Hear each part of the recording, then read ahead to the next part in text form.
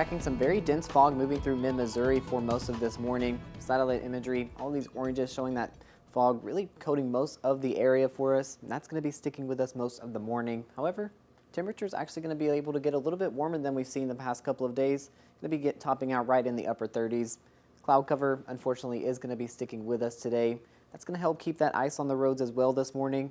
If you are going to be getting out anytime soon, definitely going to want to kind of take some time and just slow down on the roads. Going to be looking for that ice and as well this fog, actually limiting visibility to about less than 1/10 of a mile for most places. Now, it's going to be breaking apart from some of our southern counties pretty early on in the morning, kind of sticking to the north for most of the afternoon as well, but thankfully not going to see that sticking around for too long. Monday morning, going to see a little bit more of it, but we are going to have a few clear days ahead of us. Monday and Tuesday looking to be a little bit more pleasant for most of the area. Not many precip chances to worry about. However, that does change as we move into Wednesday and Thursday.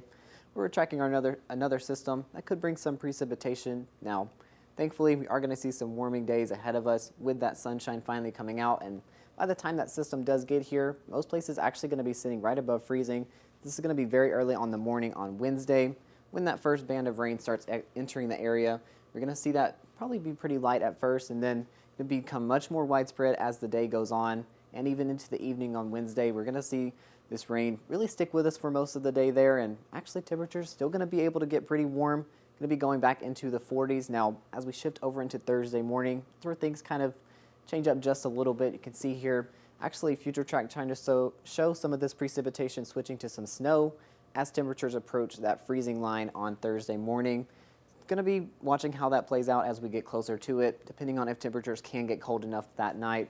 Might not actually see any snow for that system at all. Now, it is going to break apart pretty quickly after that, though. Thursday, going to be just a little bit drier. Going to be holding on to some of those scattered showers for most of the day. Might even see some snow really trying to pop up as temperatures kind of struggle to remain above that freezing line. Now, we are going to be probably staying in the upper 30s for most of Thursday and actually getting into the 40s heading into next weekend as well. But beyond that system, it's going to bring a lot more northern air into the area.